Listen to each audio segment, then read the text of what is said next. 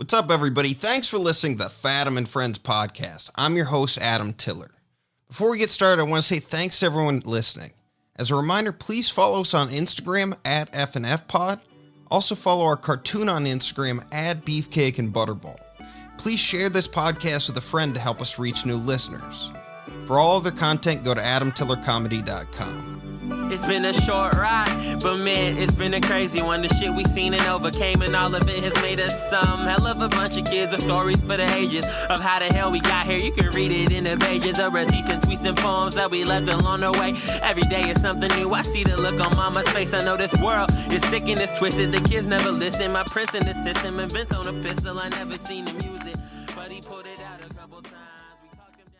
My guest today is a good friend of mine, new guy to Seattle, longtime comedy legend, Houston comedy, born and bred, funny fucking guy. Give it up for John Gard, everybody listening. Clap at home. How can we tell if they're clapping? Yeah, no, I don't. I keep fucking up where like I am used to like hosting and bringing people up, and then when I do this podcast, I fucking say that. So, well, yeah, just tell me when we're gonna start recording, and and I'll be ready. All right. Is this the whole podcast? Just this? What?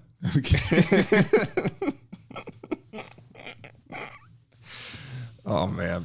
We just were looking at Mike DeVore's book, Why I Wrote This $1 Million Book, which is available on Amazon. We recommend it to anybody. Absolutely. We don't have specific sponsors for this episode, but we're going to promote this book as a whole. We actually just read the whole thing. Yeah, twice. And if you're not on the Mike DeVore, Why I Wrote This $1 Million Book bandwagon, I'm just going to say this. You're fucking up. You're fucking up your life.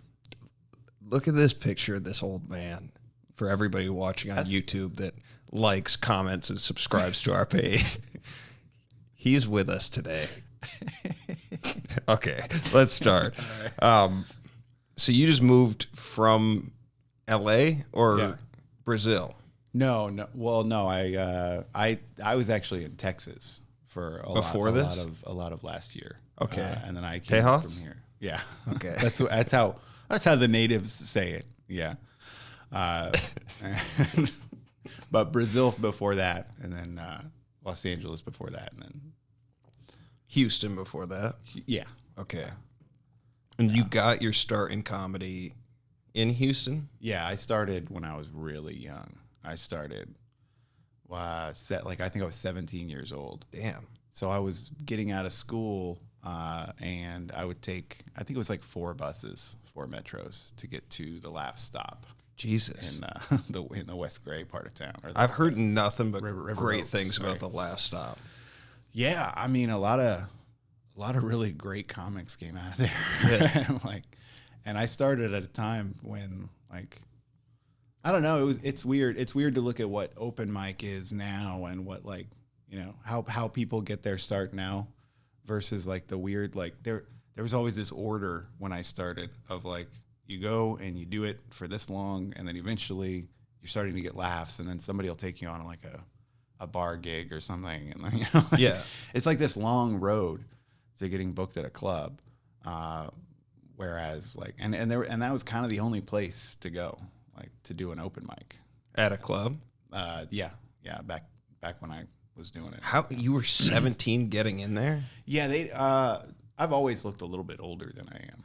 Yeah. I was able to buy booze when I was 18. Damn. But you drank? No, they didn't serve me. I will say that. Oh, I just meant in general. They're out a bit. Oh yeah, I drink a lot. You know that. How much I loved drinking. Anyway, sorry. I remember the manager at the time found out when I turned 18, and I was like, "Hey, it's my birthday." He's like, "How old are you?" I was 18. He's like, "You've been coming in here. Did anyone serve you?" I was like, "No." Nobody gave me booze. So what year was that though? 18. That was 2004 when I turned 18. Damn. And what was the scene, or what was the landscape of comedy at that time? I mean, because it seems like with podcasting, there's sort of this outline of what you could do or how you should go about your shit. Yeah. But back then it was like the internet and like Dane Cook with MySpace and shit. And Yeah, I mean, you still have a MySpace though. Yeah.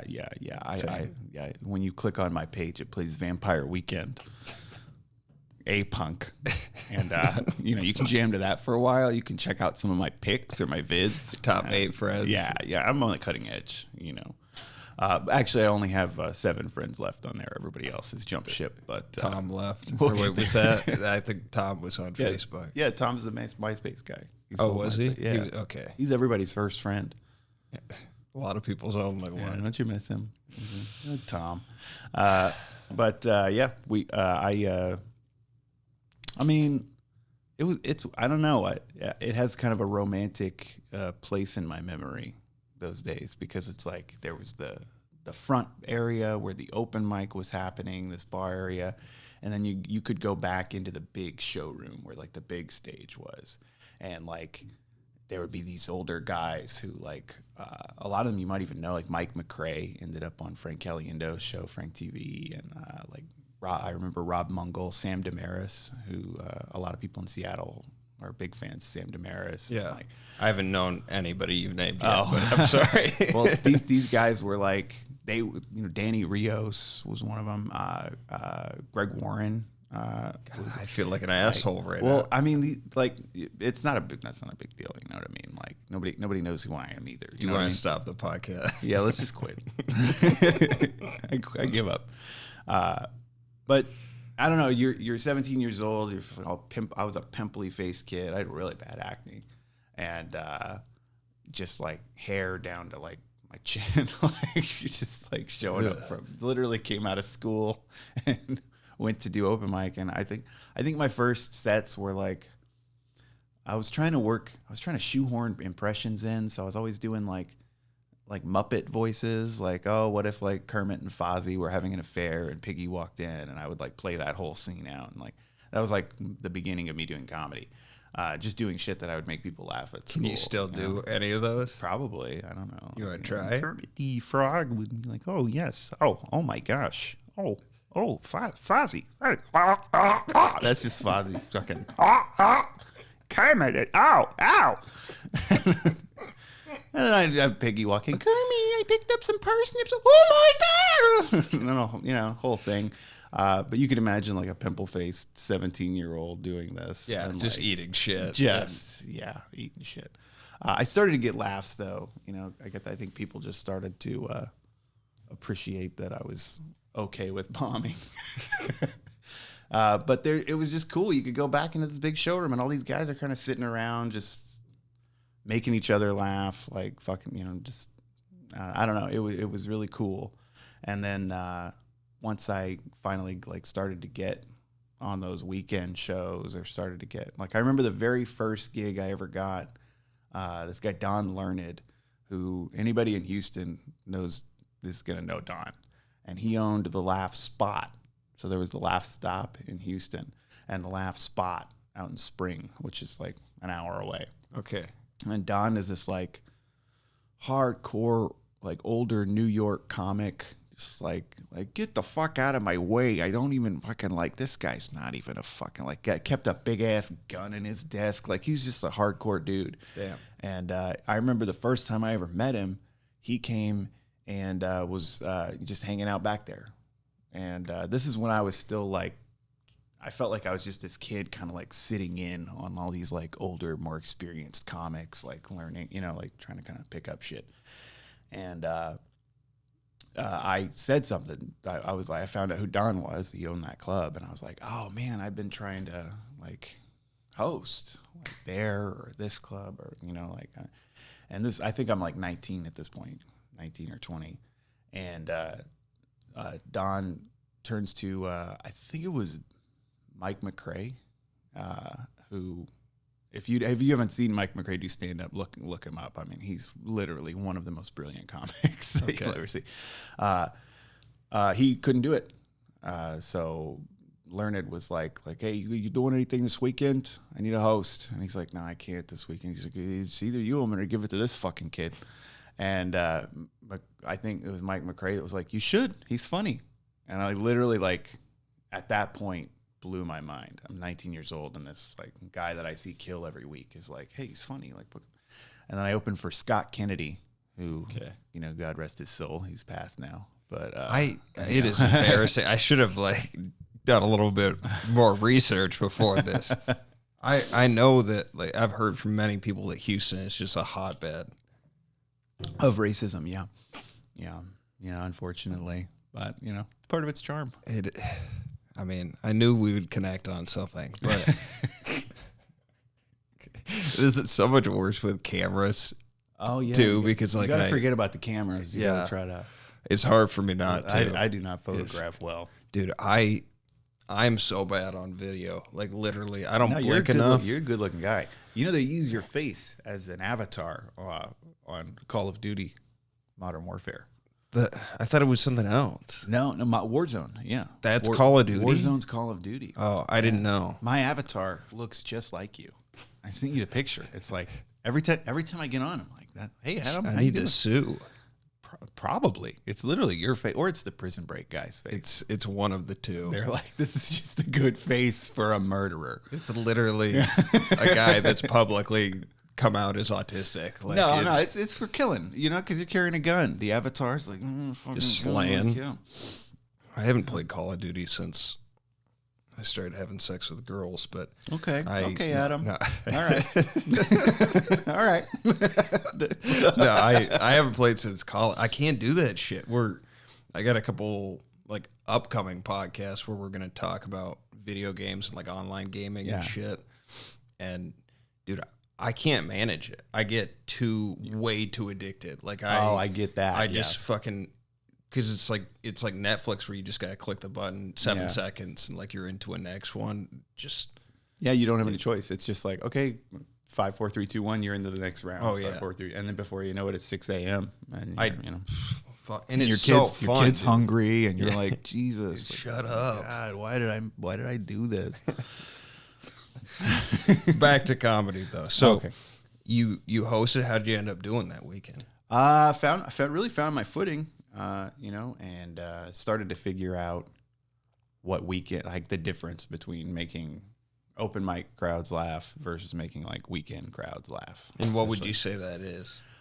Just more universal appeal. Like you could go to an open mic and you could make kind of obscure references, or you can get a lot darker. Like you can make just really fucked up jokes, and comedians in general are sort of fucked up people. So we'll all laugh at it and be like, that's brilliant, dude.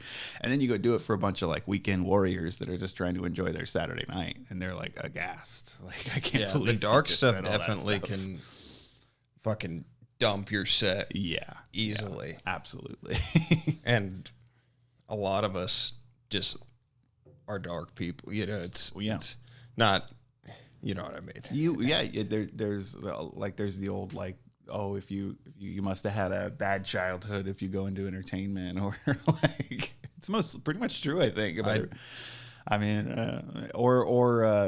just have to be a narcissist. I think for sure you have to be a little bit narcissistic to want to do stand up. I mean, it's fucking crazy too when like you're in those environments where the lights are so bright you can't even see the audience. You're like, I'm just doing this into an abyss. Yeah. Like that's a fucking creepy feeling, you know, like this is how bad I want to be doing this. Yeah. I just want these lights on me, and I want this adulation from these strangers. It's crazy. Yeah. I still struggle with it because I like the writing aspect of comedy so much, but it's so much more fun to perform your own comedy than to see someone else perform your comedy. Absolutely. And that was where I really don't like being on stage. Like I hate that like anxiety attack that I have, and like while you're up there or before you go on. Before it's gotten better for sure, but like I don't know. I got thrown into hosting early, and you know it was sort of just either swim or drown, and I got through it, you know, but it just was like, I don't know, I mean, it's fight or flight, right? That's all it is. Whenever adrenaline pumps into your body, that's what your body's doing. It's saying like, fucking run away or fight whatever it is. And then you're on stage looking at lights and there's nothing to fight. Yeah. And you can't run away. It's a weird thing, man. Bookers tend to frown on it when you bolt from the stage. That's true, yeah. But I mean, there's a way to direct that flow, that energy, because that's what it is. I can be. I mean, it's kind of weird because these days, like I remember going and doing sets when I had a fever, you know, which is like to think of doing that like now is like awful. Like you're putting everybody at risk. You're a piece of shit. But back then, it's like, look how tough he is. He does this, But the adrenaline kind of like takes everything away. Oh, for sure. You like, I feel like I don't really exist off stage while I'm on stage. Like, there's just that, and it's. I mean, dude, you have more experience, I think, than anybody I've met. And I mean, how long have you done stand up for? This will be. I mean, I had it. This year. I came in kind of off like a hiatus, but I started about 18 years ago. Yeah, Andrew, I think, is 14 years. Andrew Frank. Oh yeah, he's really funny, and I mean, you can tell he's been doing it a long time. I mean, you and him have both been super generous with just like sharing information and like, I don't know, experience and all that. And I don't know, I think it's fair to say like a lot of comics are not the nicest people, Yeah. I mean, because as soon as you become funny, you become competition, right? Yeah. Like, and it's just, it's a toxic place to be. It really is. It's that's the sad part is like after all this time, like, and I took like this long, like, I'd like to say that the long break that I took was because of my son, because it would just be so simple, but it's not, it wasn't that, you know what I mean? Like I was so burnt out on like a lot of different interactions. And I was also just like, I don't know, I had a lot of personal stuff to deal with. Cause like my son was born a couple months later, my dad died.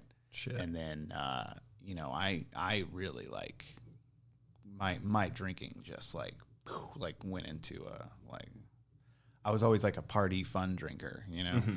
And somewhere around those years is when I started to like get into just a depressed drinker who just drinks every day. Were you drinking all day?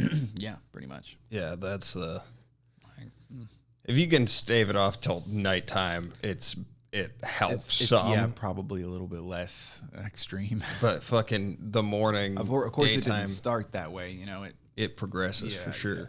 Yeah. So, by maybe 2-3 years ago, I had already, I had gone through rehab and then relapsed and then gone through rehab again. Yeah. And then my marriage was in trouble and there was just so much shit that I had to take care of before I could really and when you're going to go do comedy, you can't an anxious mind can't really create. An anxious mind can't really. I've been fortunate that I fucking haven't had to deal with that. Like being through all the like substance abuse stuff and then getting into it later. I can't imagine. I mean, I've told you this before, like fucking trying to do this shit while battling an addiction. You see people with it and it's like, it is a big monkey and everybody knows, like everybody can see it. You're so exposed up there. Yeah. And it's sad. Yeah. And past a certain point, you're just like, you're not really in control of a lot of the things you're in control. You're liable for the things you do. Right. Yeah. But there's this aspect of like constantly like looking back at me like, I can't believe I did that. I can't believe I said that to that guy or that girl. Or like, I can't, Could you perform at a high level still? Comedy? Yeah. I mean, yeah. Like even when you were fucked up? There are shows that I did in those years that I don't remember doing. That's crazy. I remember I was doing I did a run in Louisiana, and I think it was at the Shreveport. I was at the was it a Funny Bone? I can't even remember. But this is years ago, and the first set went really well. The first show of the night, I was featuring, and this crazy table, like probably like a bachelorette party or something, kept sending me shots of Crown Royal, and I just took them just right on stage because I was a glutton for applause breaks, and I got one every time I shot. Shot one down, and I was like blackout drunk for the second show, and I woke up the next morning. We were in a comedy condo. I was there with the headliner, and I was like, "Oh, dude, I'm so sorry. Like, I can't believe I got that drunk like that." And he's like, "Yeah, you were good, dude. You killed. Like I had a good show. The second show, I must just muscle memory got through my set, I guess." That's so crazy. But I have no memory of doing it. Like I don't remember being announced to go on stage. I don't remember being up there. I don't remember what I said or did. The benefits of being in Louisiana. Yeah. Like nobody probably fucking remembers that. That's one piece that I got back from that awful place. It's just crazy that, I don't know, the road aspect of comedy is just so, there's just so many layers to it too. Yeah. Like it's, I mean, that gets daunting too. Oh, like, yeah. That gets, because there was a long period where that's all I did, just comedy. And I thought that was the dream. How 21-year-old John thought that was the dream. Like, that's it. If I could just do this, then that's it. But then you get into it and you're like, oh, well, what this entails is like a lot of hanging around with people I wouldn't really want to hang around with. A lot of just like being alone. Just being lonely, like, okay, like I'm literally unpacking my suitcase into my washer and dryer and folding it out of the dryer back into the suitcase because I'm back out in a couple of days. So there's this like loneliness aspect to it. There's like, it's harder to go to local open mics because some people are going to treat you like an asshole, like you don't deserve, whatever level of success you've gotten, and then there's like, oh, hey, like let me be extra nice to you because like maybe you can get me on the road with you. You know what I mean? Like there's this whole like there's the whole question of motives. do you think you'd be able to get me on the road? Yeah, buddy. But you got to do something for me. Yeah, let's go to this dirty broom closet. No, I just want a few of your jokes. Yeah. Is that actually some of it? What? Oh, like the jokes? Yeah. I mean, I've had a few people, like I've had instances where I would be working on a new joke. Like I remember I was working on a joke about my beer gut and how when I'm trying to have sex with my girlfriend, I look like the Grinch, and I would do like a Grinch impression. It was just an avenue to do the Grinch impression, And I did it at an open mic, and this is when I was like, I'd already started like touring. I was like one of the main guys at the Houston Improv. I was always up there, and I just noticed when I came back that like I like 4 Grinch jokes. Like 4 people were doing jokes about like the Grinch, and one of them was an impression, and I was like, this wasn't, you guys weren't doing Grinch jokes. Yeah. Like, and it's easy to get up your own ass about stuff like that. But I honestly, at this point, I think I would just chalk it up to parallel thinking, or even if you get an idea, like that'll often happen. Like you'll see somebody else's set, and you'll be like, oh, like this is a lot like this joke I do, or this is a lot like, and it's all parallel thinking. I think we all have. I think comics in general, creative people have brains like antennas, and there's a cloud out there. We're all sort of connected through it, and yeah, a lot of people have the same ideas. I've had the same idea with 2 different people, like within the past year, and somebody sent me the video, and it was the same fucking punchline. You talking about that date rape thing? The whole chunk on date rape. Because they got to get out first, and then I got you. Moving the body's tough. But no, but like it literally, someone came up to me, and it hurts, like when you find out like somebody else has done it or has it or whatever, or does it better. That too. Yeah. And it, or I mean, there is too, like I feel like I'm doing this better, but this person wrote this first. Yeah, like it's too late. Like I used to have a joke about how cats are whores. Just like the whorish way that cats conduct themselves. And I would do a little walk, and I would do a little like petting meow, put your hand on my back. I would do like a whole thing. And then Nick Kroll came out with a special where he's like, cats do this. Like, and he had a better walk. He did like a tail with his arm. Like I don't know. It's Nick Kroll. He's hilarious.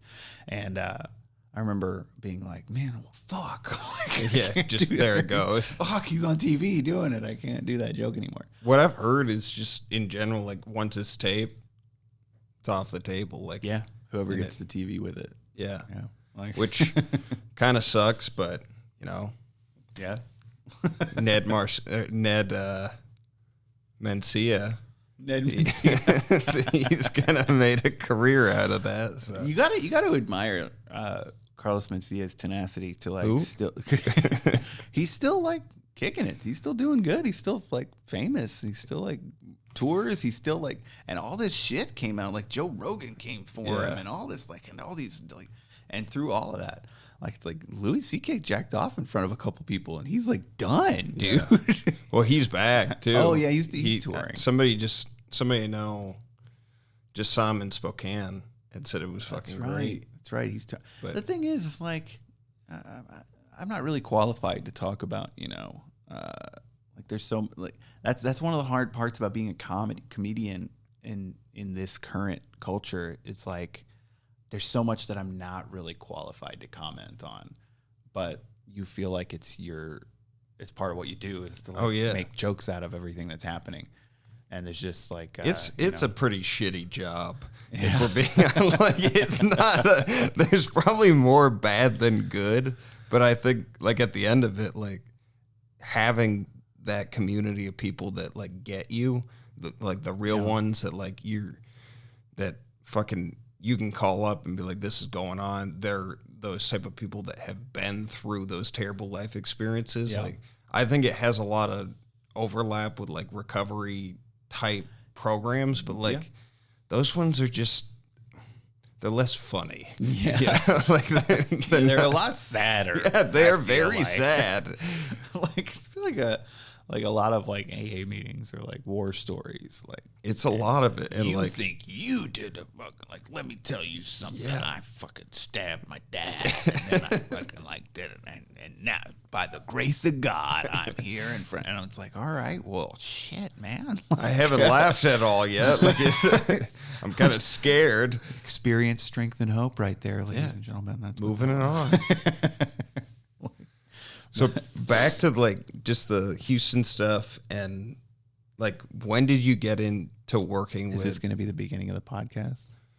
You're going to tell me when we start, right? Look, dude, if you keep asking me that, we're going to start.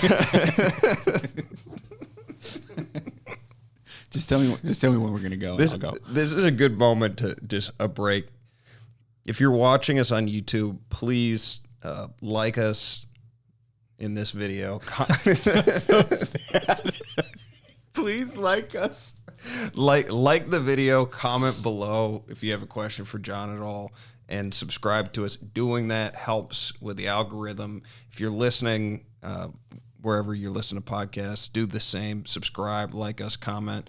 And if you are listening and you want to help the podcast out, go to YouTube, do those same steps. I know it's repetitive, but we're trying to build our audience, and that's one of the best ways that we can through the algorithm. But back, please like us. All right, John. let's start this thing. Okay, so you worked with a bunch of headliners. Yeah. And that was that when you were hosting at the Improv and shit? Mainly. I mean, you meet a lot of like cool people. Like I hosted for like Dignataro, dude, when I was at Laugh Stop. Don't name drop. So it's like she did not like me. Tignataro was like not about me at all. Like I tried to be like, you try to like, hey, like hi, like, taste. Like, she must, because she was literally like, it was like I felt like an English schoolboy like who had come home and his dad won't even look at him. Really? Yeah, I was like, hey, Tig, I like you. And she literally didn't look up from her newspaper. She read a newspaper at night at the comedy club with a cup of coffee. And I was like, what the fuck? It's like, hey, That's kind of. and she's like, yeah, I've been doing it a while. So he just wouldn't even look at me. I was like, look at me, Dad. That's so funny, Be dude. proud of me. But yeah, so you meet a lot of I've worked with. I worked a lot with Charlie Murphy. Where he passed. I worked several weekends with Paul Mooney. How was he? He was actually, he was really cool. I do feel good about, I remember, because Paul Mooney, it's a weird thing to talk about, but he doesn't really shake hands with, I don't even know if this is correct, because this is literally not something Paul Mooney said to me. Okay. This is something that like a couple of staff people said to me. But like, they're like, yeah, he's not going to shake your hand because you're a white dude. Like, I thought because you were an opener. No. I walked in and he's like, okay, nice to meet you, son. And like, give me a little fist bump. Yeah. And I was like, oh, okay. Is that like, that's not a big deal. That's okay. Yeah. You know what I mean? Like, I'm not like offended by that at all. Like, I don't know why I would be, but, they like the people who said it to me, I think it was like another comic that was like, yeah, you won't even shake your hand. And I was like, okay, well, that's okay. Yes. And I remember because I grew up in a predominantly black neighborhood, completely black neighborhood. So a lot of my jokes at the time were about that. So comedy is like, as much as like people want to think we're like on the cutting edge or whatever, like the reality is comedy is sadly very segregated. It's weird. And it's like it's almost, I don't know if it's by choice or whatever. Like I just go to wherever the shows are. Right. Mm-hmm. But there's literally there's people call it the urban shows. And it's like, why'd you use what was this? Because it's called urban, but it's like, it's how white people say black shows. Oh. You know what I mean? Like I know what you're saying. No, it's true. And it's like this like weird acceptable. It's not. I don't even know if it's racism. But it's a segregation that exists, and it seems just more based in like, can this be marketable? Like, can this? And can we make money off of? Yeah. Who's our demographic, right? But don't you think? But like I would do any show. I'll do all the shows, right? Yeah. So at the Improv, that was known about me that I could. It doesn't matter that I'm a white guy. It doesn't matter that I'm a white guy. I'll do whatever show, And I did the Paul Mooney shows, and I think like at that point I was closing on this bit about being the only white kid at an all black Baptist church. And I would like do an impression of the Reverend, and Paul Mooney would come up, and the first thing he would say is like, "Give it up for that white N-word, give it up for that white dancing up here for you." And can you do the Reverend voice? I guess so. I used to like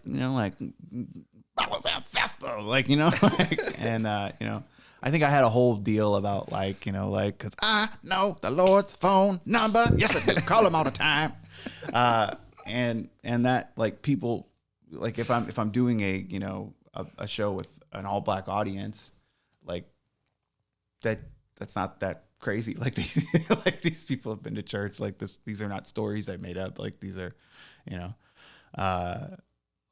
So I get they used to get really big reactions. Oh, for sure. I don't know that it would be appropriate for me to do that on stage currently. You know what I mean? So like, there's a whole slew of material from 15 years ago or so, or 10 years ago, that like I just wouldn't do.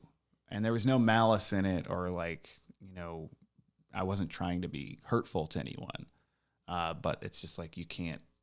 Like it's just shit not changed. I mean, just like the movies though. Like people don't want to hear that voice coming out of my face. That's offensive. Yeah, you know what I mean. And that's like I like it, but it's like it's for different. I have this horrible thing where one of my favorite types of comedy is people doing things that they're not supposed to be doing as the joke. Yeah, like being intentionally tone deaf. Like Norm Mcdonald was one of the best at doing it. Absolutely. And I didn't even finish that story. Basically, the cool story is after like the 4th time of hosting a weekend of shows, Paul Mooney started shaking my hand. oh shit. So I felt I don't know if that was a thing or if that was, I never spoke to him about it. I was never like, oh, you did it. You touched my hand. Did you see him in LA when you like moved there? No. Oh, okay. No, I when I was there, I was like, me and Pablo were kind of like in and out. Like it was weird because I moved to LA and then was constantly gone. Yeah. Because I was touring with Pablo. So How good was Mooney on the road? I mean, the thing is, he's a legend. I mean, like he could just sit down on the stool and talk for. Was it different material every night? No. I mean, it wasn't the same exact set every night. Mm-hmm. So you're not talking about like there's some comics you can just set a watch to. Yeah. You know, like, oh, he gets to that point. Now I know to go stand by the stage because. I mean, this is one right here. Is that one? Yeah, he's Mike DeVore. But there's other comics who it's just like, just be nearby because he might get off on something and just like, and somebody with that kind of experience, like, and this is like 10 years ago.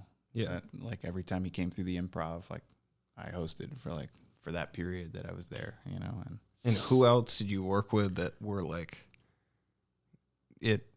I mean, it's weird because it's like, okay, so I hosted I don't mean to be like cutting the story. There's just a lot there's no story. Yeah, I just some of the things that you've mentioned to me, I thought people would really be interested by. So let's see. So I worked with Chris Kattan, and that was very strange. That was like anyway. I heard a story recently about Chris Kattan. Yeah, dude. God, what was it? It was a weird story for sure. Like I think something along the lines of like harassing the staff, like all Really? the women. Yeah. Oh man. It might be wrong if I'm wrong. Sorry, Chris Kattan. He was so like, he's very like, I remember he came out and I was out like smoking out in front of the Improv, and he came out and I was like, hey man, I didn't get a chance to, you know, like, cause it was finally just me and him standing there. And the Houston Improv is like shares a courtyard with like Edward Cinema and like Red Robin and all this like different shit. Mm-hmm. And so I was like, hey man, I grew up watching you. Like I'm a big, you know, fan. This is a real honor for me. And he goes like this. He goes, and you can't really like, this doesn't translate on a podcast, but he just does this like this face of like, and then, and I'm not even kidding. And I'm like a foot taller than Chris Kattan, right? Reaches up and puts his hand on my cheek. What the fuck? And then just wanders off. Like literally like wandered off into the courtyard, just like looking at what movies were playing. And like, dear sweet boy. Like, I was like, dude, only in the entertainment industry. Like, I think the only other fucking like major CEOs and owners of like sports teams would be that like just wired in a way to think that that's okay to do. I mean, yeah, he just gave me this gentle the guy that owns the Patriots kisses Tom Brady on the lips. Really? Yeah, you didn't see that after the Super Bowl? And I joke about Tom Brady. Yeah, too. you do. Oh man, he's kissing everybody. Yeah. Where's mine? I watched that video, by the way, after seeing it. Yeah. It is a long kiss. It's a lingering smooch. It is a beautiful kiss. It's a beautiful father-son moment. Yeah. I can't believe. do the like just for the camera, the Kattan gesture. Oh, he goes, can you even, I'm telling him I'm a big fan and it's a real honor. And it just reaches all the way up to my face. And it wasn't like a stroke, or it just literally was like a hand on my face for a few moments. And then he just walked off. Just kind of like frolic away. No, just like this is what you wanted, right? Like, here you go. Bye now. Just like. Any other weird ones besides Catan? Oh, I mean, we had great nights with a lot of like I remember right before I left Houston, I featured for John Lovitz, and he was just like exactly what you expect him to be on stage. Like he'd come up on stage and say, "You're welcome." That's the first thing he would say. That's what he said. "You're welcome," and they all. I don't know why Lovitz, like for the longest time, he's just always been this question mark to me. Like, how is this guy made? But that's exactly why he's made it, because it's like, what the fuck is this guy? Like, I heard on Conan that like back in the day when Conan was like writing for SNL, like, and to this day, John Lovitz will show up at parties or like whatever, and he'll always have two beautiful women with him. And he's like, I don't know if he's like paying these women or like, if like, yeah, I mean, it's got like be. He'll show up with two beautiful women and always just like go around to everybody. It's like a joke he never stops doing. And maybe this is crazy that like, maybe I'm over exaggerating it, but I heard it on another podcast. But he'll like look at you and go, jealous. Like literally has been doing it for years. Jealous, bringing two women. And Is he funny though? Like, is he? I mean, he's John Lovitz, so it's like, yeah, no, it's like he was the critic, so everybody, I don't. It was weird in the green room because I remember, he was all about. This is right when the Perfect Push-Up had come out. Do you remember the Perfect Push-Up? Yeah. The commercials yeah. and stuff for the Perfect Push-Up, and he had gotten the Perfect Push-Up, and he was so like I'm trying to get into shape, you know. Like, this is like like you're in there with like this guy who you grew up watching. He's been in like so many movies. He's been in like more than he should be. Yeah. It's all like you always, he was the guy who's like, God, that guy's annoying. Like, that was who he was. That's the mind fuck of comedy is like, you can be with like somebody who like you've just laughed your ass off at in movies and on SNL. And then like, you're in the room with them. It's so you're crazy. In the green room. You're in a room this size and it's just you and John Lovitz. And he's like, trying to get into shape. I'm trying to, I get the Perfect Push-Up. Have you heard of it? I bring it on the road, man. I bring it everywhere. I've been doing it. Here's the thing. Look close. And he's like, really like intensely like, look, here's what we're standing at this point. He's like, the trick is that you're not doing a push-up. If you don't, push-ups are just, they only work so much. But the perfect push-up, you're twisting. It's a twist. It's the twisting. Look at that. Just look at that. I made me feel his muscle. Feel it. You feel how different that is than just this? And I'm like, yeah, dude. I like that. I saw the commercial for the push-up. Like, I know, man. Like, and I remember the next night, the following night before the shows, I came in, and he had brought the perfect. The perfect push-up with him, and he goes like, you got to try this. And I was like, I don't want to try. I didn't come in wanting to do push-ups. Like, did you do it though? Yeah, of course I did. It's John Lovitz. You feel that, right? And he's like standing over me. You feel that, don't you? It's different. It's much harder. Yeah, he's like trying to get like, you to really reassure hard. him. Like, So. This is a good $30 you spent, dude. You're a millionaire, aren't you? What? Yeah. Why is? Weren't we talking about this outside of a club? And somebody came up to you and was like, "Wait, did John Lovitz do the perfect push-up thing?" Like there was another person that had this happen. I remember we were talking to. I can't remember who it was. Maybe it was Nate Jackson. I think it was. Tacoma. Yeah, you were talking about this, and then he overheard, whoever it was, I think it was Nate, but like overheard it, and he goes, "Are you talking about Love It?" He fucking, yeah. And then on that Sunday night, that last night of shows, the manager of the club came and was like, "Hey, John Lovitz wants to take you guys to dinner." And it's me and who's Chase DeRusso, who's like he's still my best friend. Yeah.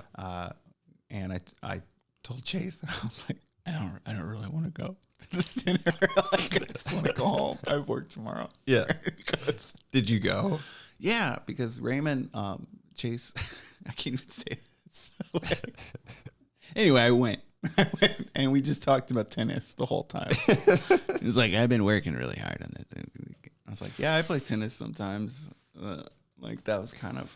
So not only are you at a meal that you don't want to be at, I did, but you're at a meal. Glad to be there, but it's just, But you want to wake up or like you want to go to sleep. Yeah, I had to work the next day. Not only is it like that's one piece of fucking stand up that sucks too, is like the people that when you do get the opportunity to spend time with them, like those people, they don't really have much of a schedule. Like they got their shows at like 1 hour, 2 hours a day, and then the rest of the day is wide open, which means that they just stay up all night. And a lot of them will be like, if you make friends with people, like they'll like be like, hey, let's go do something, or like there's lots of times when I've been on the road where I'll like go see a movie with a comic or go just so like they're not sitting around in a hotel room, and that that's part of it.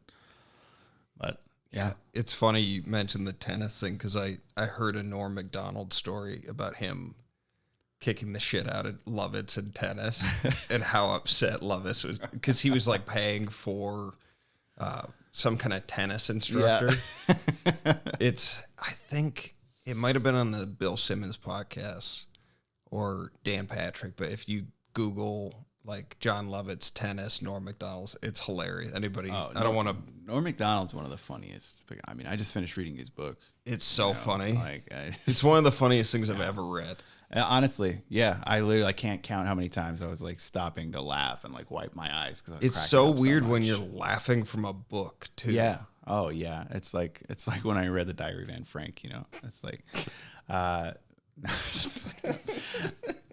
no, I actually that would be an open mic joke right there. Yeah, Can yeah. you Open micers would love that. We see that at a Uh-oh. weekend crowd. But yeah, I worked with Norm. We when he came through Houston. When was that? This is probably 2010 or 2011. Okay. This is like shortly after I won Houston's Funniest, and then I was one of the finalists in Texas. Funniest. During the credits section, that would have been nice to. It's a 12-year-old credit. It's not really credit's a credit. Okay, like it's. Let's keep going with this story. I was in a Windstream Wireless commercial too. Remember them? I don't even know what that is. Nobody does. You want to talk about more people from Houston that I don't know? Yeah, for sure. But there was, Norm Macdonald was one of the most interesting guys. Because first of all, he won't drink Pepsi. And improvs only have Pepsi. They have like a deal with Pepsi. Right? Okay. So you can't get Coca-Cola at improvs. So one of the things that Norm needed was for somebody to get real Coca-Cola and put it in the fridge.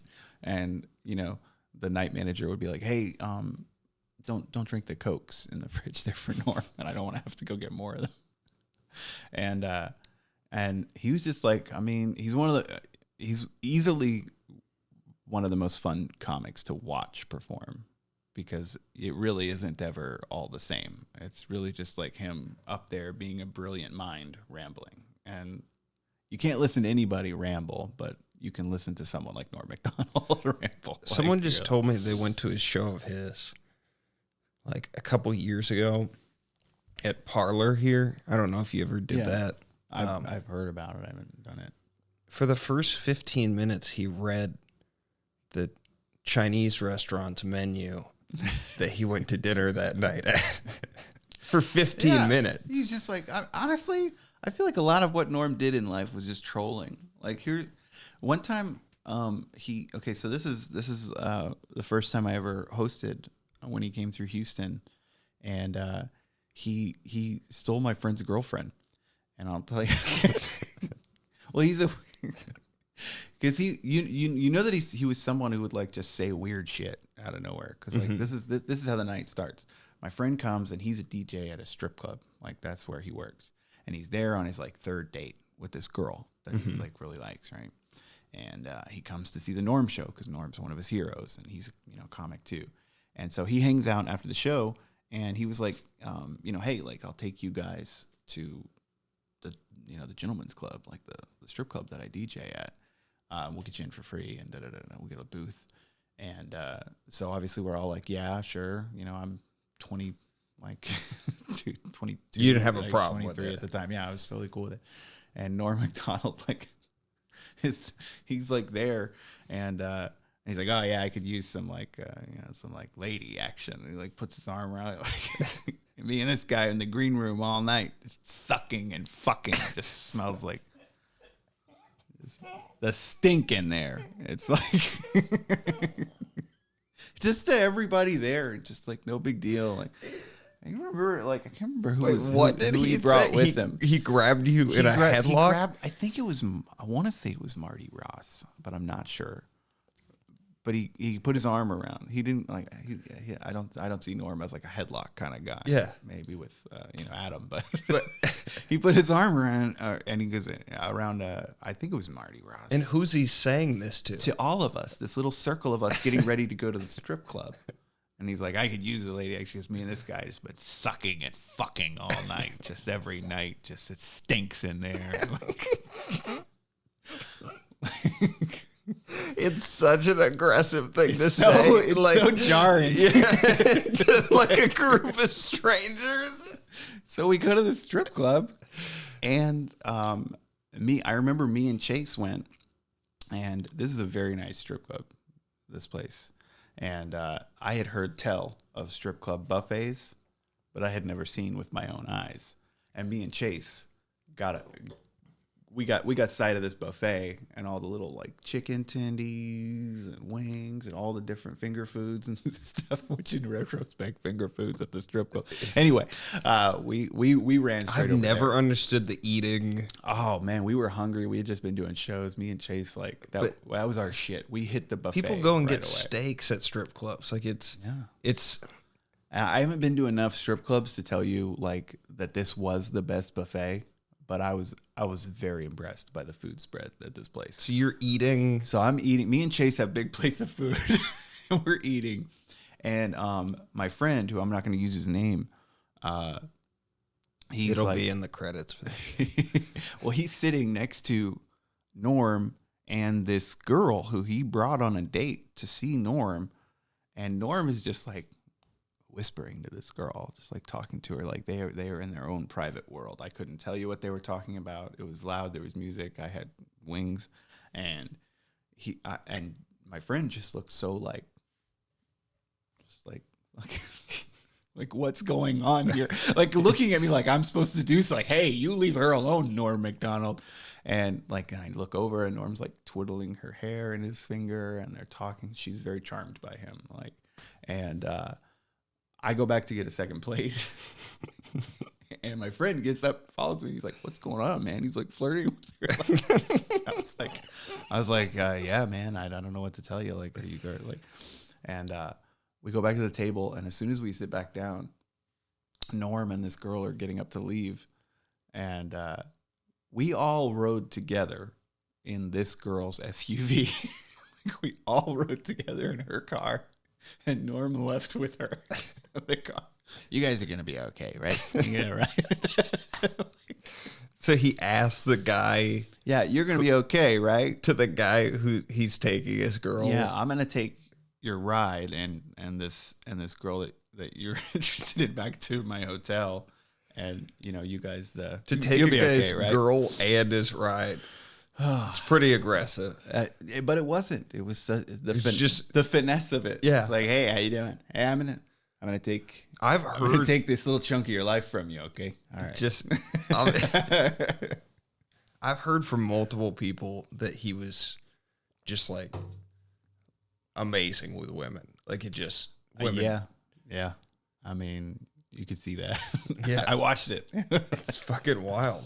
Yeah. So you went from doing all that stuff at the improvs, and then how did you link up with Pablo? He came to Houston, who I just worked with, by the way. Yeah. For the podcast listeners, I got to hang out with Pablo Francisco for 3 nights. Yeah, very funny. I don't know why I'm asking you because you weren't there. I was there in your heart. You were. We talked almost after every show. So you met Pablo where? I met him in Houston. He's actually a big part of the reason I moved to Los Angeles, originally.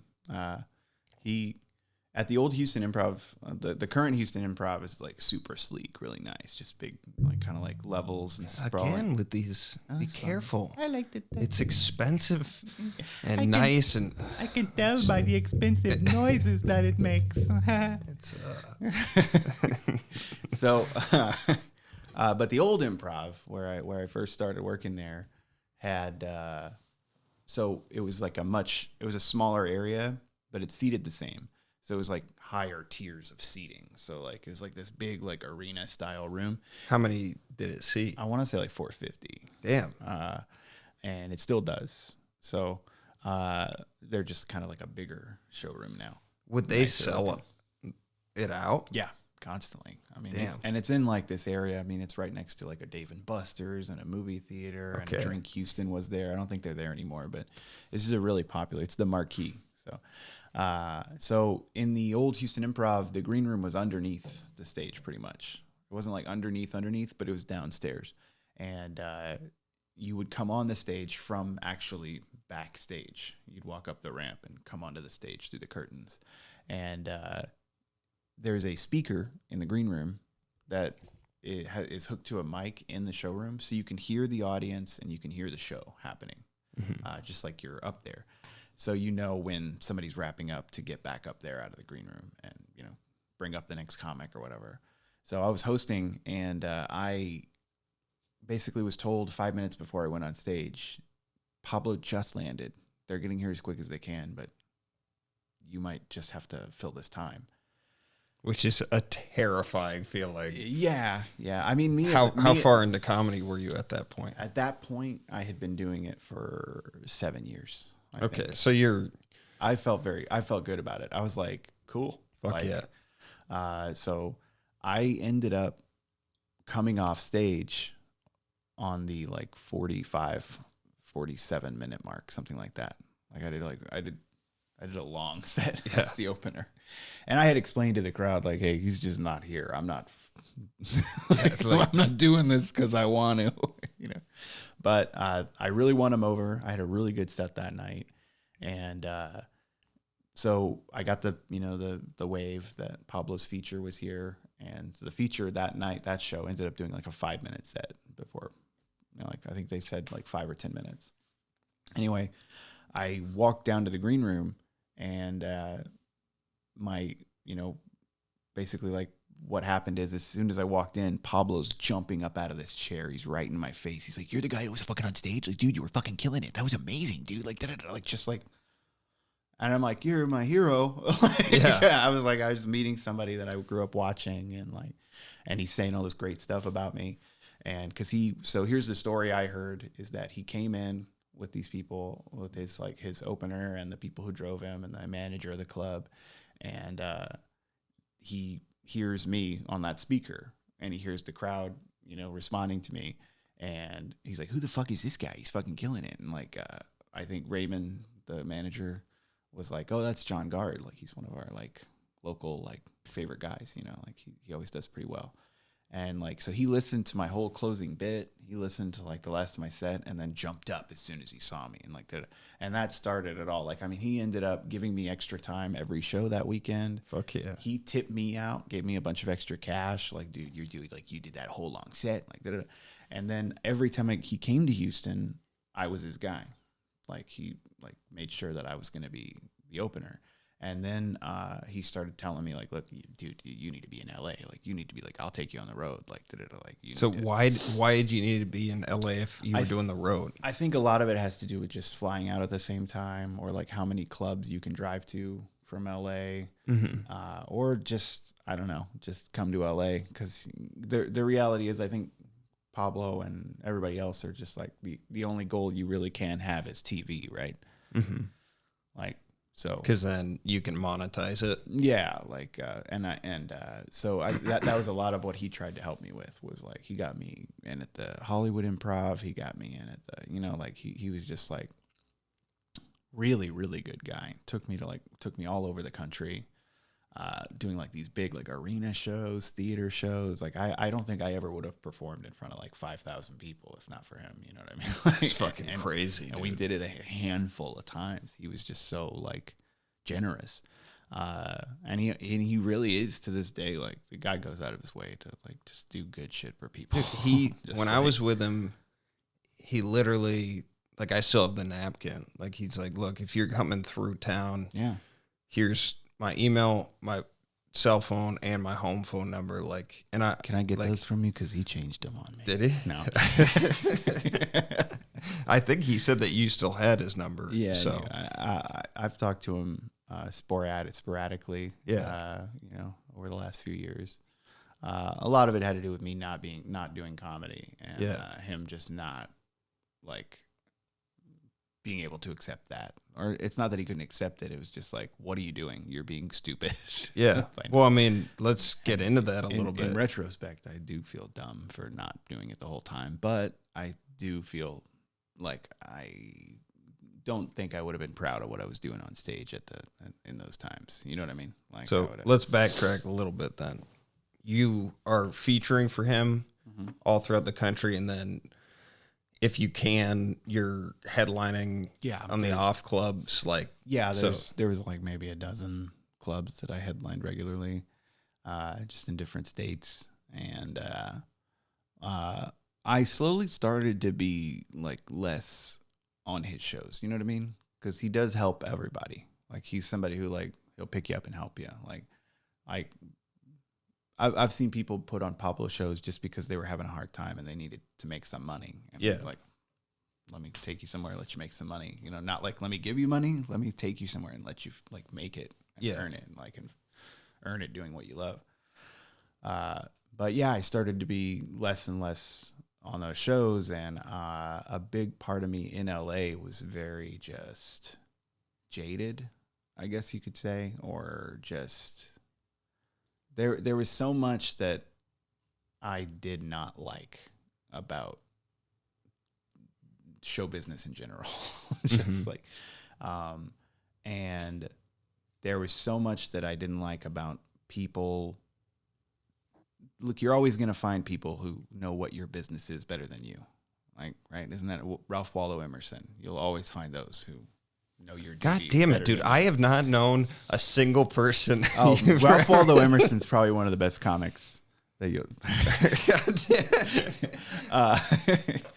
But it's like, there's just so much of that. And there's so much of, like, no, you have to listen to this person because they know. And it's like, yeah, but, like, this landscape changes and the way to navigate it changes. Oh yeah. And like, and like, it seems like you're being ungrateful or you're being, like, rude to people, but it's like, past a certain point, I was just like, no, like, if I ever come back to comedy, I'm doing it the way I want. And that's what I'm doing now. I'm doing it exactly the way I want. I'm doing it for the joy of the stage time. I'm not going to blow smoke up people's asses. I'm not going to be nice to people I don't like. If someone's like, you know what I mean? Like, I'm nice to everybody, realistically. But if you're a rude dick to me, I'm very much that dude that will call you out on it. There's like this actual thing that exists where, in order for you to do what you love to do, you have to play well with these people that oftentimes are not good people. Very often. And it sucks. And there are some people that are really good at doing that. There are other people, like, well, part of it is how much of you is good person. You know what I mean? Like, how much bad person can get needled out of you if you're you gonna the wrong fucking people? call me out now in front? It's the rhetorical you. You know what I mean? Not you. Nobody gives a shit about you. No. I don't know what rhetorical means. But, like, there's this question you constantly have to ask yourself, is like, because you're, what would Brian Davidson from Houston comedy scene say? Brian Davidson? Yeah, the guy I just made up. I'm literally like, oh shit, did I forget? Yeah. He was in one of those. But there's that's a real question. It's like, how shitty am I gonna have to be before this is all said and done? Like, if my goal is this or that, if my goal is, oh, I need to get on TV so that I can tour, or I need to get an acting gig, or I need to this or that. Like, how like, you meet all these really, like, people that, like, are kind of, like, shitty. They don't really have anybody else in their heart but themselves. And that was always a problem for me, because I feel like I'm a very vulnerable, sensitive person. Realistically, like I joke around a lot, and I'm very tough ostensibly, but I am someone who walks around with a lot of people in my heart all the time. Like it's funny you say that, because it's Mike Cannon, hard to be that way, dude. When Mike Cannon came on, he said this. He's a New York guy. I don't know if you're familiar with his stand-up, but he was talking about just like, as stand-ups, we're just very emotional people. Yeah. And we don't really talk about that. It's there's all this bravado and all this shit. Yeah. You're not getting up there to say something personal unless you... It's all a show. But yeah, we're all very like, comics are some of the most easily offended people. They're some of the most easily like, you said it the wrong way. You asked me if you could be on my show, and you said it the wrong way. And now you're a piece of shit. I hate you forever. It's like what you said everybody with the toys, right? Yeah, exactly. Like some comics treat the audience like it's and it reminds you of a tantruming child, a child having a tantrum. When like you see a comic having a rough set, and it's all this fucking crowd. It's always the crowd, right? It's always like, and it's literally what it is. It's exactly like, it's like you're treating these human beings that bought tickets and came out to support live comedy. You're treating them like they're your toys. And because they're not laughing at the right spot that you think they should laugh at, these toys are fucking broken. Like, it's like, no, they're a bunch of human beings, and you're a fucking sociopath who can't figure out how to talk to them right. And it's not their fault. Like, I'm sorry, if you went to like, look, okay, if I go to some fucking, like meeting of like a group of people that are like, we're a Baptist social group, and we're all about that. And then they don't like my set. I get it. That's the crowd. Yeah. Like, it's just not a right mesh. But people who are like, I want to go laugh this weekend. I'm buying tickets or scheduling for these free tickets I have for a comedy show because I want to laugh, and I'm going to spend money there laughing, and I'm going to go deal with parking and deal with all the bullshit that it takes to deal with to get to the comedy club and get in those seats, only for this little fucking shit to go up here and be like, you guys are a really shitty crowd, you know that? You didn't laugh at my rape jokes. Okay, here's a solid 10 about abortion, and if you don't laugh at this, I don't know what to do with you guys. Like, it's like you got. And it's not even just offensive stuff. It's like, it's just if you're just not funny, or you're not doing well, or or they're just not feeling whatever you're putting down. Yeah, you know what I mean. And that's going to vary, and that's why you learn universal premises. You learn like, okay, I can talk about my kid, and most of the people are going to get that. I can talk about my dog, and most people are going to get that. And you don't have to be like, it's not hacky. It's you. I think you can extend that to what your intent is behind a joke. Yeah. Like, I think if you're making a joke because you personally find this thing funny, like, this is very funny to you, and it, regardless of what the subject matter is, if this is like what tickles you, like, you're going up there sharing your point of view, your perspective, which is, as a comedian, what you find funny, or like you should not go on stage and say anything that you didn't think and then laugh about. You know what I mean? It doesn't make sense. Yeah. And so it's not that fucking complicated. People get so hung up on what you can talk about, what you can't talk about. And I don't know. I watched a lot of comedy before I got into it, and I saw these guys navigate that. And I never could put it into words. It's like, he's talking about stuff that he's not supposed to be talking about. But he can. Because he's doing it in a way that it's not to be mean, it's to be funny. Well, there's also, you're absolutely right, because thank you. Honestly, it really doesn't matter what you talk about, as long as you are genuinely yourself and you're being yourself, like just being funny. If you're like, no one can stand in your way when you're just being the truest form of yourself, and you can talk about whatever you want as long as it's a conversation, because to me, that's what comedy is. to me, like, comedy's not really a performance. And I'm a very silly, animated person in my regular life. Like, if I'm just talking to you at the store, I might jump around or like grab something and be dumb with it. I'm just like that in life. So I'm like that on stage. But there's not really a lot of performance. I don't plan it. Like, a lot of it's a conversation. It should be something that you would normally do. Exactly. It's yourself. If you're not, then it's the performance. Like, it's you're someone that like, you guys aren't liking this character that I made up, that I'm doing for you, and it's your fault.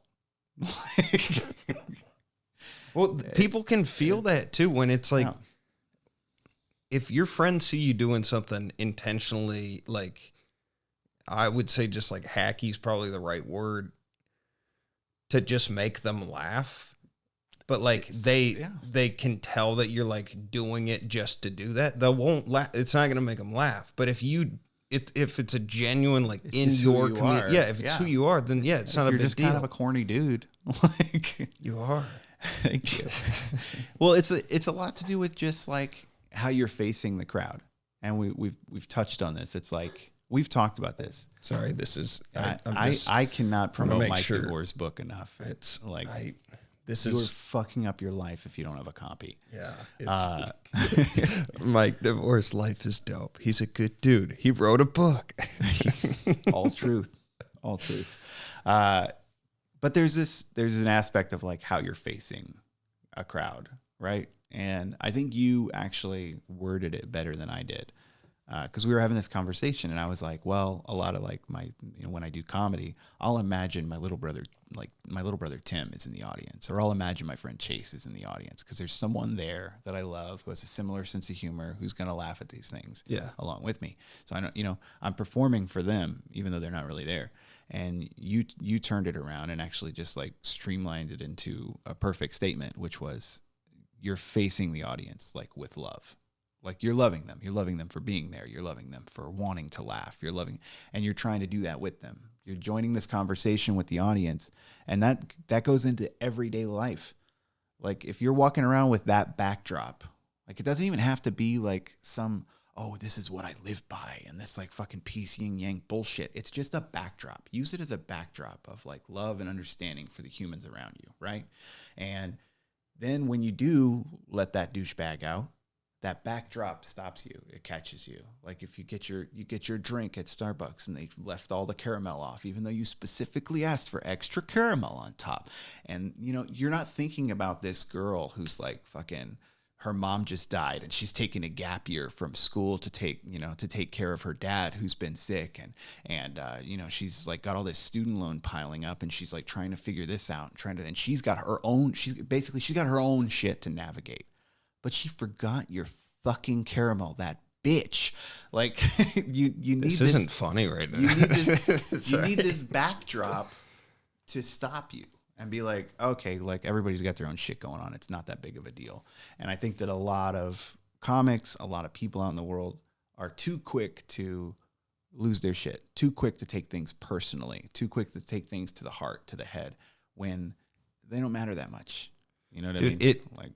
I noticed that when I started working across rooms, like, just different, when you start doing comedy in different like areas, probably like, how you were going to the urban rooms, but sorry. It's the truth. It's a silly thing. I know. You know what's another acceptable racism? When a white girl is like, I only date black guys. Mm-hmm. That's like an acceptable racism, because even all white guys, like, we're all like, we get it. We get that. Yeah. All right. I know what you mean. I get it. Yeah. Like, but it's racist, but it's like, we get it. We get it. It's positive. Yeah. Racism. Yeah. Racism.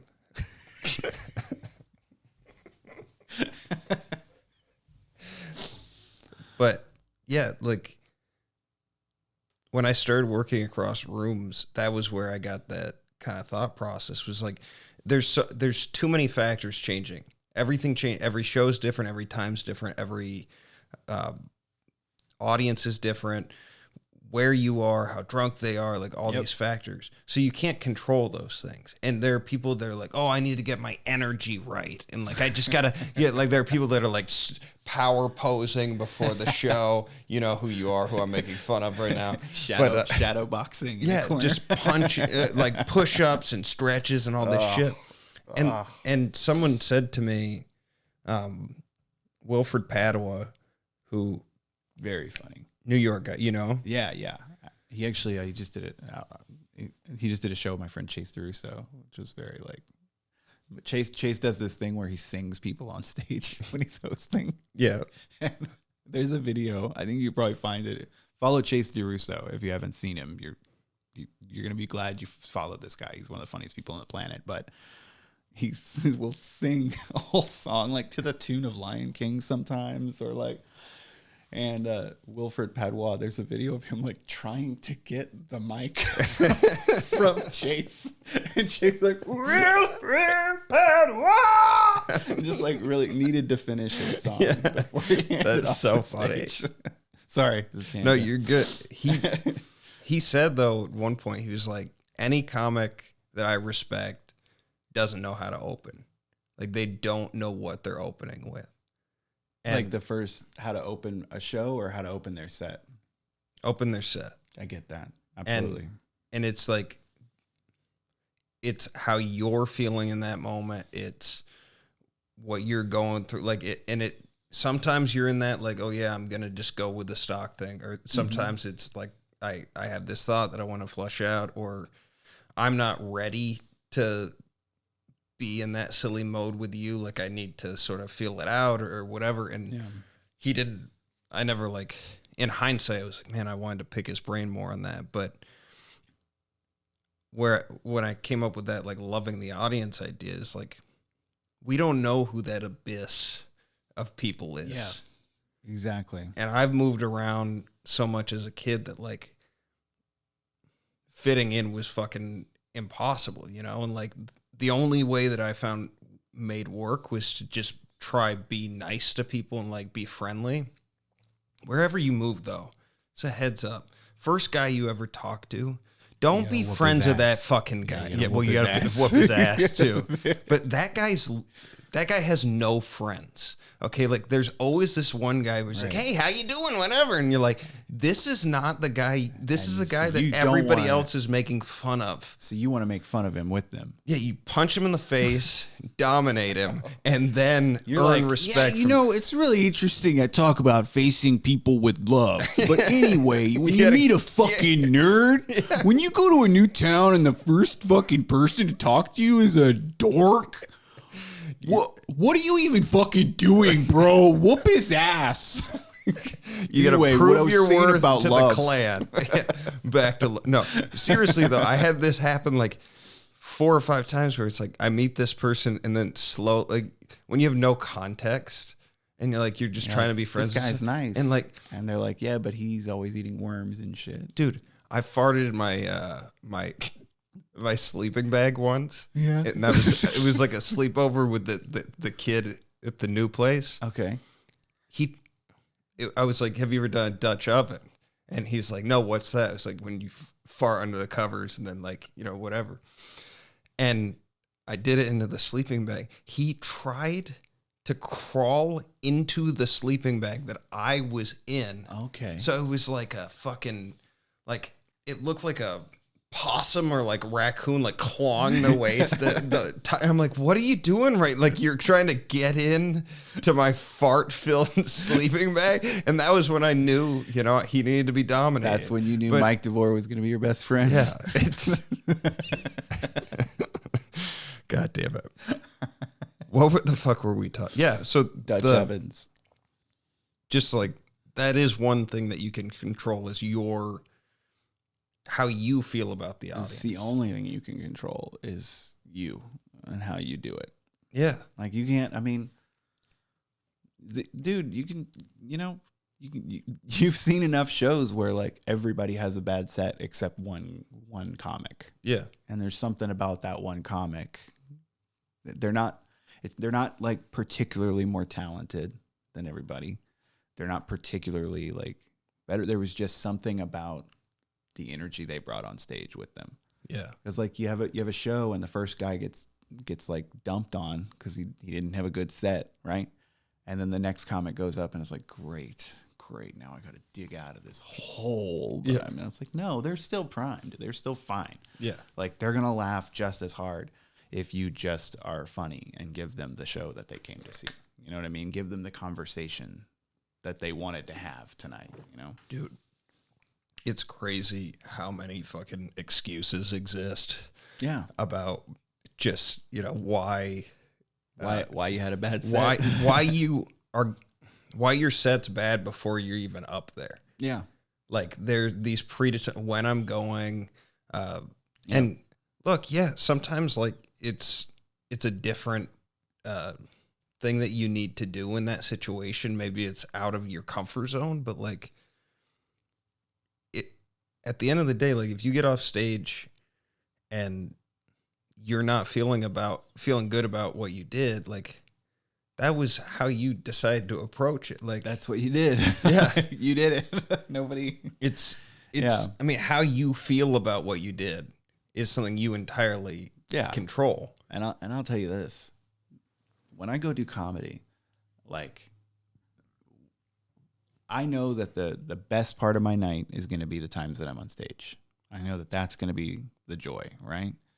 But the rest of my night after I leave the comedy club or bar or wherever the show is going to be exactly the same as it would have been. And that's one thing that I've learned over like the year. Like that's probably the most valuable lesson that I could offer to anybody who's just starting or hasn't been doing it as long as me or anything is like, let your night be exactly what it would have been anyway. Whether you got a standing O or you fucking talk to crickets all night, it does not matter. Like you need to go home and watch the show you were going to watch, read the book you were going to read, write the thing you were going to write. Whatever that is hard though. Like that, what you're talking about. Nobody's thinking about it but you though. You're alone. Yeah. You're alone in thinking, I fucked up. This and that. This, but that's this. years like, and years of going through that. Yeah. And then like coming to the conclusion of like I can either let this. How much you're going to waste. You know? Like, but it's like, I've heard with boxing, like everything's backwards, like how, like what your movements are, like you put weight on one foot to then turn the other way. Yeah. And I feel like stand up is similar in that, like how you think you should be reacting is actually the opposite of like what you should. And that's one of those where like it hurts, your feelings hurt. Yeah. And you're like, I'm in emotional pain right now, so I should feel bad and like dread this or whatever. Well, but like the problem is it's not just that, in my opinion. I'm sorry to interrupt. No, go on. It's not just because if it were just that, it would be a lot simpler. It would just be like, I'm feeling vulnerable now because I didn't do well. And like it instead of having like an honest emotion about it, right? Like I didn't do well. Like, and I thought those jokes were really funny, but this crowd didn't like me for whatever reason or whatever. Like I had a bad night and now I feel hurt by that. That's just vulnerability. And that's a beautiful thing. That's just expressing it. That's getting it out of you. But what we do is we need to rationalize.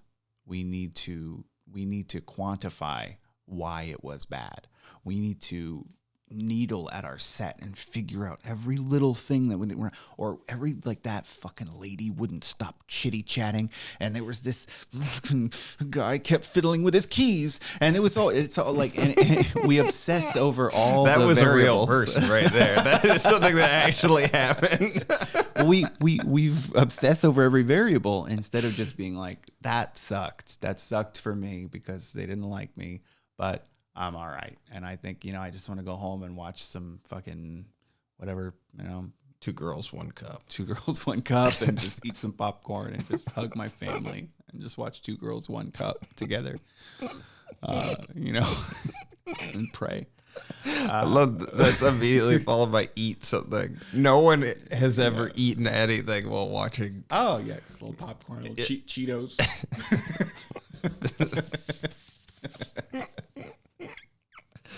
All right. Well, we're almost at an hour and a half. Okay. Let's like kind of one put and a half bow. more hours or Well, I think we actually have a limit on the memory for some of the cameras. Let's put some closure to why you left comedy and what your plan is. Okay. Dead air. I didn't really quit comedy. No one ever quits comedy. I'll say that. I don't think you can. It's not really This fucking turd, McGurd. Yeah. And in 2 years, you're gonna have him at Mike's again. I promise. He just won't shut up about it. Well, the thing is like you can't quit. You can't stop being a comic. That's the sad truth. And especially when you've done it as professionally and for as long as I did before but there was a lot of shit that I needed to sort out in my own personal life, just for mental health, for relationship health with my family, being there for my kid. Well, it's easy to just do the next show, right? Like it's just, I'm not going to deal with this thing because comedy's right here. It's a great distraction for your life. It is. And it's, and I was also just, I convinced myself of a lot of things that weren't true about myself, about my life, about comedy, about everything, and that was a lot to do with just addiction and just, being like high and drunk, like all the time. Oh yeah. And, so getting that sorted out, getting into therapy, like I grew up in such like a macho culture. And even in my family, like a lot of like some of the people in my family are like, therapy, what do you want to like do? What are you a crybaby? What are you queer? Like, it's like, no, I would suggest therapy to every single human being. Like if you haven't sat down and talked about the things that scare you and the things that you're worried about. Maybe not Blake Kiltop. Who the fuck is You didn't hear that story? No. How Blake, he asked me recently, he wants me to do my podcast with him interviewing me. Okay. Because he wants to do a podcast. And so let me just do yours. Yeah. But he had a therapist that ended up like his ex-wife got with his therapist. Oh. Which is probably the worst therapy story I've ever heard. That's a rough therapy I love you, Blake. I know you're watching right now. That sucks, man. But follow Blake on social media. But I would 100% suggest that people, because it's like, honestly, there was so much, like, you have a kid and maybe you had a tumultuous childhood, right? And you're sure you've processed it and you're good, right? But then you have a kid and every day something new happens and some new memory bubbles to the surface that you really forgot was there. Oh yeah. And some of them will send you spiraling. Some of them will just be like, fuck, like what the fuck happened to me? And and it's not like, oh, you need to be a victim or you need to be a martyr or you need to do, no, you just need to talk to somebody. You know what I mean? Yeah. And I really desperately needed that. And I was self-medicating and, killing myself, killing my relationship with my wife. And like, honestly, things are better than ever with us now. And I have to think that has to do with just being true to myself and just, getting rid of these demons, it helps a lot. And you never really get rid of those things. But, your therapist didn't have sex with your wife, though. No matter how many times I asked, I was like really convincing, and I'm charming. And you are, and very thorough too. She would not do it, and I was like, all right, well, if you're gonna be a bitch about it.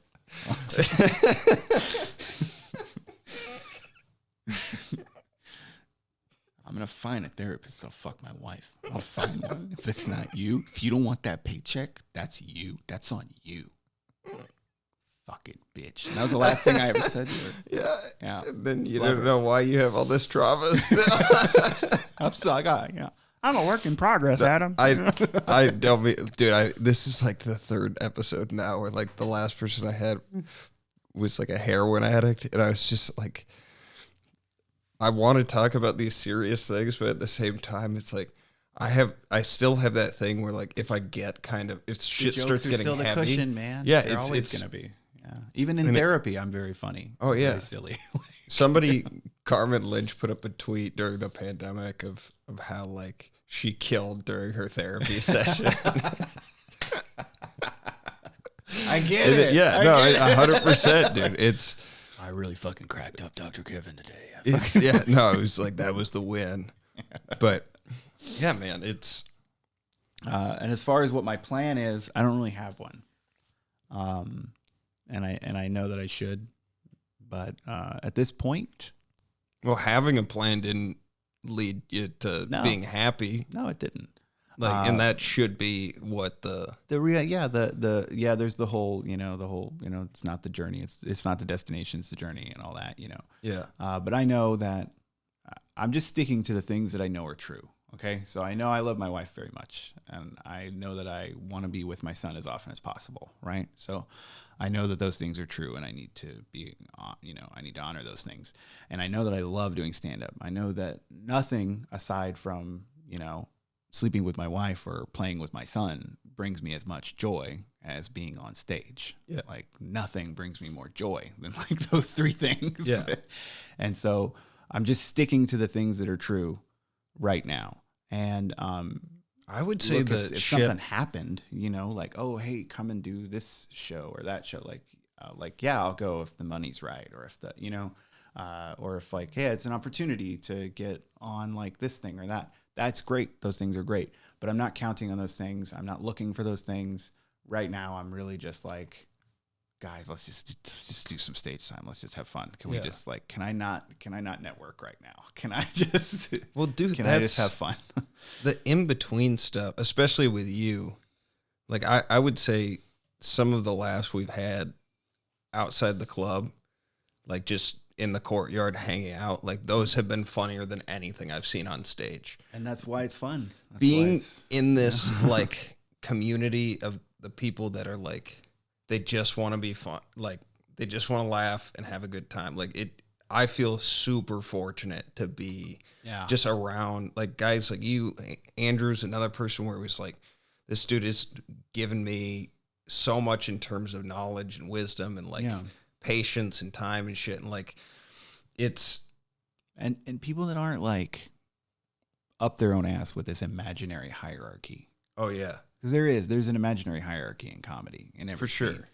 And like the reality is, Adam, if you're headlining next year, I would be honored to open for you. You know what I mean?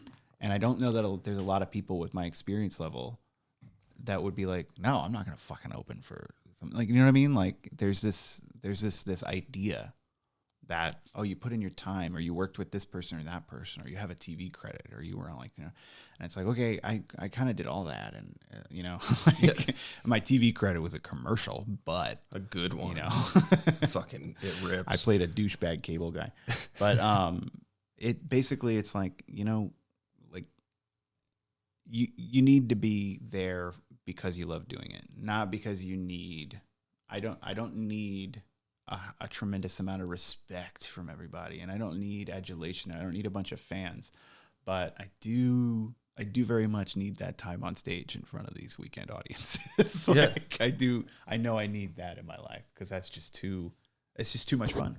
It's just too, and every time you go up there, it shows. And like, for anyone listening locally that produces, like, I full on recommend John. He's one of my favorite people. I think of the people that make me laugh on and off stage, you're up there. I mean, this fucking piece of shit for some reason is on a hiatus or whatever he's going to call it. But he's a hobbyist when it comes to comedy, is I think the term he likes to use. Technically, I am too, right? I mean, but he in particular likes that term. Well, here's the thing: nobody's knocking down any of our doors trying to get us to come do it. We're all technically hobbyists. That's true. Until you reach a certain level. That is true. Before we wrap up, too, what's this book that you wanted to talk about? Oh, also, I'm gonna be on the Dope Show. Oh, nice. October 13th. Okay. At 420 on at Tacoma Comedy Club. Wait, October? No, I mean, sorry, November 13th. What day is it? That's next weekend on... we might not be released yet. Okay. Well, the following weekend, the November 18th through 20, I'm opening for Andy Woodhull at Tacoma Comedy Club. Fuck yeah. And I'm about to release and probably within the next week, I'm releasing on Kindle's new platform, Kindle Vella. A lot of people don't know that since I was like 8 years old, I've been like, that was my dream before comedy was writing. Okay. So I've released a novella. I've published 4 different short stories. I have a few collections that I haven't published yet. But one thing that I'm about to publish is a novel called The Good People, but I'm releasing it as episodes on Kindle's Novella platform. So if you read on your Kindle, anyone that reads on their Kindle, please ask them to look up The Good People by John Gard. Perfect. Check that out, everybody. I want to read that, and we got to have you come back on because this was a lot of fun. And next time, can I read some of my poetry? I mean, Puppy Love would be a personal request. That's not what I mean. I write some really good poems. I don't like poems. Can I read you the one I wrote about my wife's ass? No. Okay. That's fair. That's probably the best choice. All right. Well, thanks, buddy, for coming on. Absolutely. Really appreciate it. Thanks, everybody, for listening, for watching. As a reminder, follow us on Instagram at FNF Pod. Wherever you're listening to us, subscribe, please. If you're watching us on YouTube, hit the subscribe button, hit the comment and notifications bell so that you'll know when we get new content coming out. Appreciate everybody listening. You guys are the best. And one last time, since we're doing applause, one last time for John Gard, everybody. We're going to leave you with Jaga. Are you going to start recording soon? Oh, I didn't hit the button. That's fine. This was a good dry run. Yeah, I feel like a lot of that stuff I said was really... Yeah. I need a new producer. I just make the waves, I don't write them. I can hear the lyrics in my spirit as I write them. Why you wanna walk and talk just like them?